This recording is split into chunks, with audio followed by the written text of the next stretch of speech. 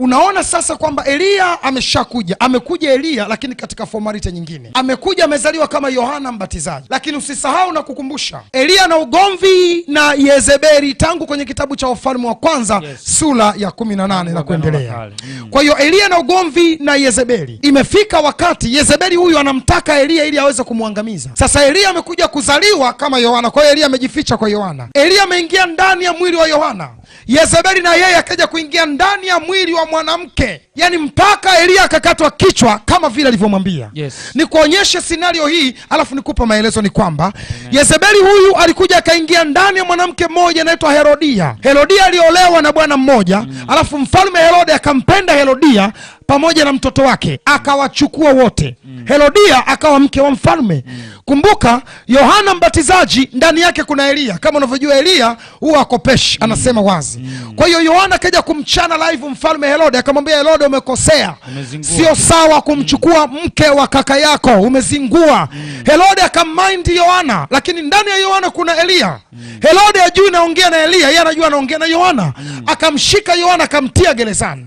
Alipomtia gerezani, Yezebeli akajua Elia yuko ndani ya Yohana, wanadamu wengine hawajui, ila mimi Yezebeli niliyeko ndani ya mwanamke huyu, mimi ambaye ni roho, najua kwenye mwili ule roho iliyoko ndani sio Yohana, ni Elia. Kwa hiyo Yezebeli na yeye akaingia kwa mwanamke yule, mke wa Herode anaitwa Herodia. Akaingia ndani ya Herodia. Alafu sasa akawa ametulia, anasikilizia opportunity. Kwenye birthday ya Herode, katoto kakacheza vizuri. Birthday ya mtu ya katoto kakacheza vizuri sana katoto. Herode akaguswa na kucheza kwa katoto. Akakafuata kale katoto kake akakambia hivi, omba chochote utakacho na mimi nitakupa. Kale katoto akajaomba, kakaenda kwa mama yake Herodia, ambaye huyo mama yake ndani ana roho ya nani? Yezebeli. Unanielewa sasa? Kwa sababu Yezebeli anajua Elia yuko ndani ya Yohana, katiwa gerezani, na namtaka yule. Kwa sababu nataka nilipize nilichokisema tangu Agano la Kale. Kwa hiyo kesi ya Agano la Kale ya watu wawili, Elia na Yezebeli, inahamia Agano Jipya. Kwa hiyo akamwambia hivi, mtoto akaenda kwa mama yake, mama, baba ameniambia kitu, eti nimecheza vizuri, kwa hiyo niombe chochote atanipa. Yule mama akamwambia, nenda kamwambia baba yako akupe kichwa cha Yohana Mbatizaji kwenye sinia. Kumbe huyu mama ndani yake ana Yezebeli. Kwa hiyo aliyetaka kichwa cha Yohana sio Herodia, ni Yezebeli, ili atimize ahadi aliyomwambia Elia ambaye yuko ndani ya mwili wa Yohana tangu Agano la Kale. Mathayo sura ya 14. Wakati ule mfalme Herode alisikia habari za Yesu. Akawaambia watumishi wake, huyo ndiye Yohana Mbatizaji amefufuka katika wafu, na kwa hiyo nguvu hizo zinatenda kazi ndani yake. Maana Herode alikuwa amemkamata Yohana, akamfunga, akamtia gerezani kwa ajili ya Herodia mke wa Filipo nduguye, kwa sababu Yohana alimwambia, si halali kwako kuwa naye. Naye alipotaka kumuua aliwaogopa watu, maana alimuona Yohana kuwa nabii. Naye hata ilipofika sikukuu ya kuzaliwa kwake Herode, binti Herodia alicheza mbele ya watu, akampendeza Herode. Ndio. Hata akaahidi kwa kiapo ya kwamba atampa lolote atakaloliomba. Ndio. Naye huku akichochewa na mamaye. Anachochewa na mamaye. Subiri kwanza, man of God, twende taratibu. Unazikumbuka, sijajua hebu director turudishe hapa. Hawa watu wa Mungu watuelewe vizuri sana. Tulikuwa tunachambua kwa habari ya spirit of Jezebel.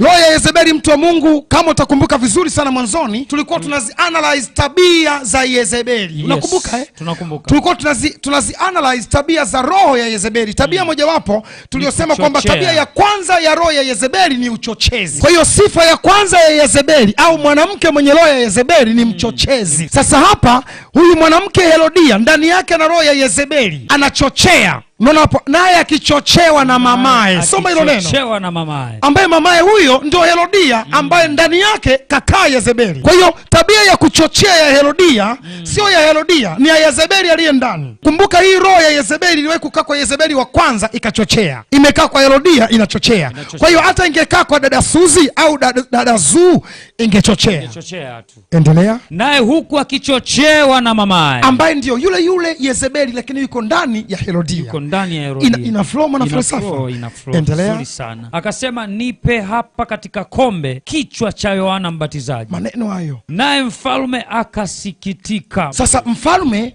unajua kwa nini mfalme anasikitika Mfalme alisikitika, unajua kwa nini? Kwa sababu roho ya Yezebeli ina tendency ya kukaa juu. Ina tendency ya kukaa juu ya mwanaume. Kumbuka roho ya Yezebeli haitawaliki. Roho ya Yezebeli inakutawala. Roho ya Yezebeli haipangiwi. Roho ya Yezebeli inakupangia. Ndio maana hapa mfalme anasikitika. Kwa nini? Kwa sababu amepangiwa. Mfalme anasikitika kwa sababu gani? Ameshindwa kutawala, yeye ndo katawaliwa. Unakumbuka Ahabu alishindwa kufanya maamuzi, yeye ndo aliamuliwa na Yezebeli.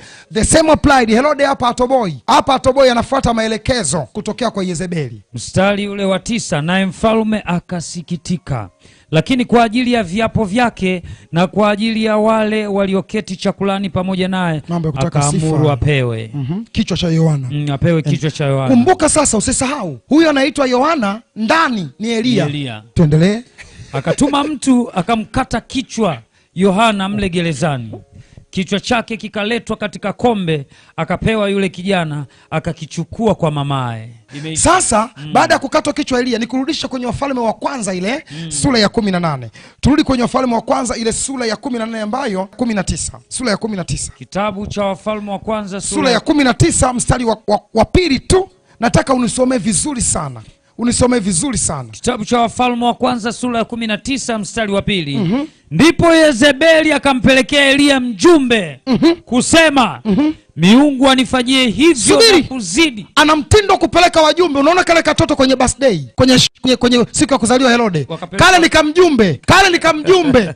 Endelea. Miungu anifanyie hivyo na kuzidi, nisipokufanya roho yako kesho pamoja panapo wakati huu kama roho ya mmoja wapo ya hao aliyowachinja. Maana yake aliyowachinja. Umeona maneno? Kwa hiyo sasa nataka uone mambo haya. Yezebeli amemwahidi kwamba na mimi nitakukata kichwa, nitakuchinja. Akaja akamchinja kwenye Agano Jipya. Ile aliposema hivi, kuna kitu nataka nikifunue pale, mtu wa Mungu akipate, alafu tuingie kuomba. Aliposema hivi, ndipo Yezebeli akampelekea Elia mjumbe na kusema, miungu anifanyie hivyo na kuzidi, nisipofanya roho yako kesho. Neno kesho, unaona neno kesho hiyo kwenye version ya Kiingereza inasema hivi, then Jezebel sent a messenger unto Elijah saying, so let the gods do to me and more also, if I make not you life as the life of the one of them by tomorrow about this time. Kinachoitwa, anasema nisipokufanyia roho yako kesho. Kinachoitwa kesho, hii ilikuwa ni Agano la Kale.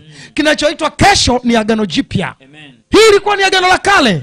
Kwa hiyo Yezebeli, kesho ya Yezebeli iko kwenye Agano Jipya. Ndio maana kwenye familia zetu roho ya Yezebeli inaweza kuwa inatawala. Imekutawala familia yako tangu juzi. Inakusubiria baba amefanya mabaya juzi, inasubiri kulipiza kesho. Kesho ya baba yako ni wewe, ambaye wewe ndio uko leo. Kesho ya wewe yako ni ya mtoto wako. Yaani mtoto wako ndio kesho yako. Unanielewa vizuri? Kesho kutwa yako ni mjukuu wako. Kwa hiyo Yezebeli akamwambia, kesho na mimi nitakuchinja. Kesho ya Yezebeli ndio Agano Jipya ikatimia. Imeflow man of God.